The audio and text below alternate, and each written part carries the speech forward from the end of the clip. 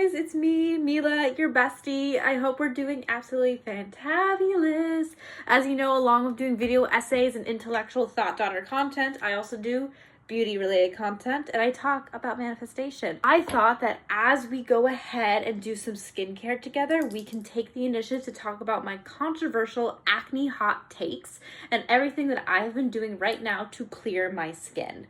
So without further ado, your acne prone, beauty obsessed bestie is coming to you right now. Let me first off take these blue light glasses off first. Oh my gosh, these blue light glasses have saved me, I will say. Front pieces, just whatever is naturally collecting in the hairbrush, and I'm gonna pin my hair back just a little bit. Get into everything that I have been doing to clear my skin, and some of my techniques are a little bit controversial, but scientifically backed.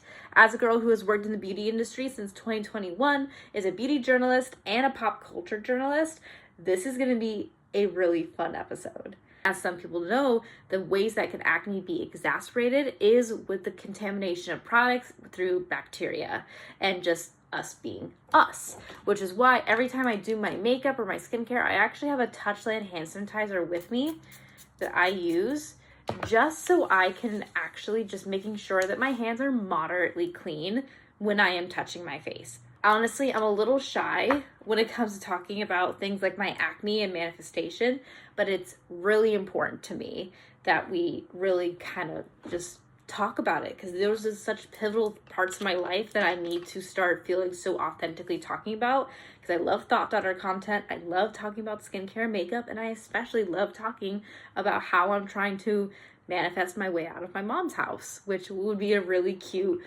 I think, book idea. I'm back. But basically what I did to remove my makeup is I did the Kabari cleansing balm. I like it because she twists up slightly. I'll save that for next time. But along with that, after I remove my makeup, I actually use the pineapple physical exfoliant from Good Molecules. If you notice, it's actually I'm sorry, it's actually powder based. And it develops this nice light creamy foam that feels very decadent, and I love putting it all over my lips too. And it just makes my skin really smooth, much more smoother than what I believe to be the Dermalogica exfoliant. So what I do is I use this around 2 to 3 times a week, and I will be so honest. I'm gonna give you a PSA as I'm putting on my Milky toner, and that is, I do use tretinoin, and I am aware that not everybody has access to tretinoin. First acne skincare hot take, and that is retinol is everything, but it is also nothing, in the sense where you do not have to worry if retinol is just not working for you. You don't want to do the purging, you don't want to do the song and dance of trying to find a retinol that works for you, you don't want to do prescriptions. That is okay. Why is it okay? Because retinol, contrary to popular belief, is not a one size fits all. She's glowy. Sincerely, it's not a one size fits all. So what I do, I've experimented with retinol, vitamin C, lactic acid, alizac acid, salicylic acid, niacinamide. I've done PDRN, I've done the whole works, and I've concluded that I need to pair skin cell renewing ingredients with skin cell regeneration ingredients. So maybe that's skin cell regeneration. It's going to be like the band-aid that you put on after exfoliating. And you can't really get rid of acne without exfoliating and calming down irritation. So what I actually do now is I alternate. So I'll have my tretinoin or my retinol. There's so many other great retinols I could recommend. I recommend finding a retinol serum that's simple that you can mix in with your other moisturizers. Plays a big difference. And I can confidently say that doing that and doing it once every 2 nights and wearing sunscreen on a continuous basis plays a really big role as well. I'm running out of this. Now, should your routine be simple or complicated? Honestly, There's no such thing as a one size fits all with makeup and skincare. It is a art, science, and a theory. So I can almost guarantee you that you do not have to worry if you feel like your routine doesn't match up to what an influencer has online. I have done little to nothing. I have done like 12-step routines every night. I have done, you know, like no step routines on a night. I perfect just 2 routines. Actually, no, I'm going to rephrase that. I perfect 3 routines, actually. I perfect the 2-second, the 2-minute, and the 20-minute routine. Where, say, I get home, it's 3 a.m., and I just want to go to bed, but I got home from the club, and your girl is a little toasty. She's a little roasty. You know what I mean? So she knows her 2-minute routine, which is take off makeup, 1 serum, moisturizer, bed. Or take off makeup, exfoliate, moisturizer, bed. Something like that. And then I can go to bed, and I know that I'm clean, and I am least prepped. Another example of my got home from the club or recovery skincare routine is just to wash my face and do one of those collagen wrap masks that everyone loves. I have sensitive skin now, so I can't really use them in the same capacity, but I'll find like a fun collagen wrap mask or a sleep overnight mask that you can do. There's so many great options. If anyone has recommendations, let me know. I thought that it was not going to be worth it. I do fear it's worth it. Just like how it's worth having these cute Calvin Klein PJs.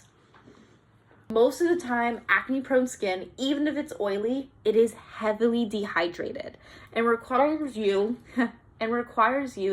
to flood your skin with extra hydration and to cycle it fully. But I got distracted. I'm sorry, guys. But basically, 2-minute, 20-minute routine. So therefore, once a week, I can have like a really nice facial where I can steam my face, I can do pore uncloggings, I can double cleanse, I can do a sheet mask and a clay mask. Speaking of which, we should take the initiative to talk about clay masks. Let me get my other one real quick. The 2 clay masks that I vibe with. This is the Peter Thomas Roth Sulfur Mask at 10%. This is the Ollie Hendricks one, salicylic acid, and it's nice and cooling. I would probably use either one of these once a week, like on a Wednesday night, max. I already put my milky toner on. It's a Wednesday as I'm filming this, so I'm going to just leave it be because I'm going to stick to something hydrating tonight. But I'm just going to use it as a spot treatment for a little bit of the time being. I think it's really important that we take the initiative to talk about supplements, which is a spooky, scary kind of thing that I feel like is like something that's not really fun to talk about for some people because there's so much misinformation on supplements out there that I feel like it's kind of up to a lot of responsible adults to really tell people when to like cut it loose. Like, no, a 12-year-old does not need the Lemmy Per gummy vitamins. If you know, you know. You know, I think there's limitations. But the one thing that, I'm not a doctor, but one thing that's played a pivotal role is actually vitamin A supplement from Sprouts. Sprouts' beauty vitamins go on sale all the time. It's not sea moss, it's not vitamin C. In fact, most Americans are not deficient in vitamin C. You know what we are deficient in? Vitamin A and vitamin D and magnesium. I take a regular vitamin A plain gel cap vitamin A supplement once every 3 days. And within 2 weeks, even though I was taking it every 3 days, I had saw such a huge pivotal difference in my skin.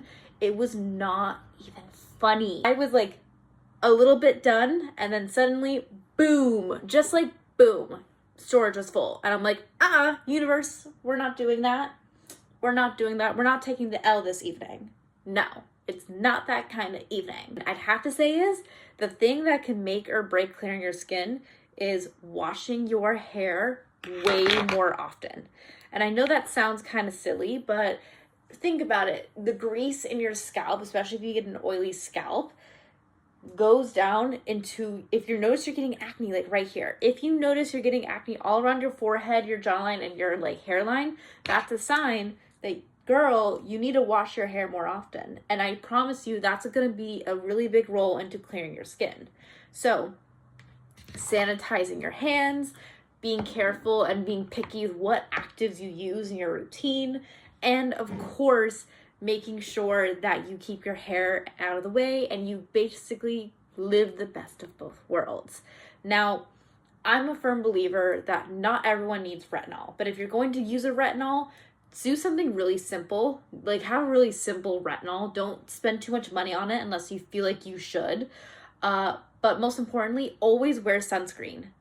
Basically, you want to make sure that you are exfoliating while also hydrating your skin, because most acne-prone skin, even if you're oily, is usually dehydrated and requires a little bit more effort time and time again to keep yourself hydrated, because your skin barrier is not functioning well enough, because most acne prone products or products designed for acne prone skin for decades were designed to also dry out our skin, because that just was the technology and the resources that we had at the time.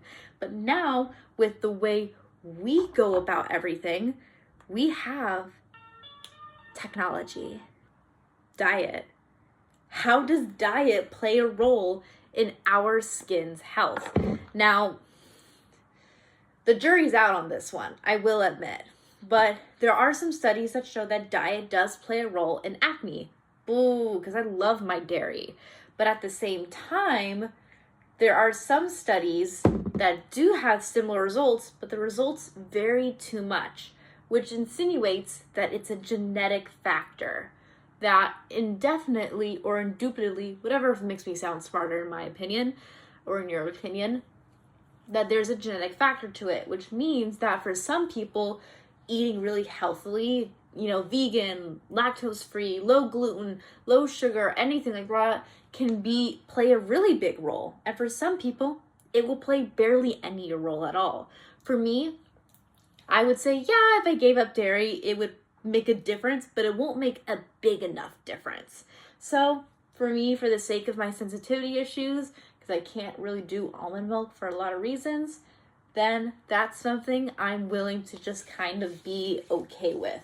Now, I would want to get into acne patches with you, but that's a complete guide for another time, because acne patches I think require their own video.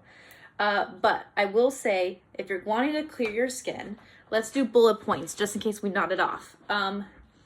Choose your clay mask wisely. Diet plays an okay kind of sometimes role. Sanitize your hands. Be picky about how you choose ingredients for your skin. Next, supplements. Look for oil-soluble supplements that stay in your system longer. Next, retinol is great, but retinol is not a one-size-fits-all, and it's okay if retinol doesn't work for you. Stop trying to force yourself into a little shape or mold if it's not working out. I would say my favorite tools that I have been using right now, besides a really good hydrating serum, is also electric shock therapy. No, I'm kidding.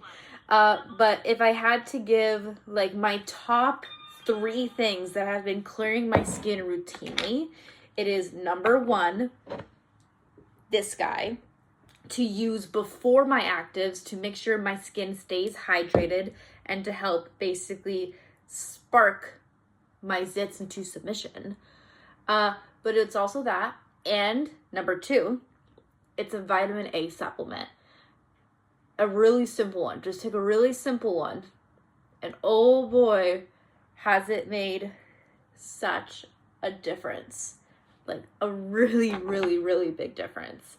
That and 3 would probably skin cycling, making sure that if I do use tretinoin, I don't use my tretinoin every night, and I have a hydrating routine with a lactic acid serum, which I did tonight. And then the next night I have my usual, very boring as hell, retinol routine. Here's the skin. Isn't she gorgeous? Isn't she glowy? Just like you. Just like you. I just want to say Thank you so much for joining me on this journey, as I don't just talk about thought daughter content and my video essays, but I sprinkle into getting ready with me's.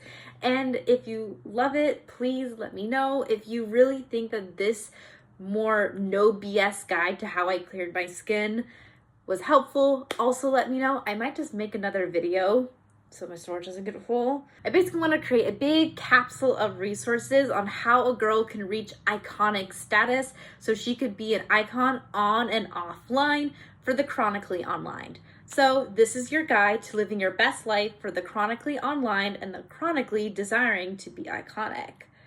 I'm working on it. See you guys tomorrow.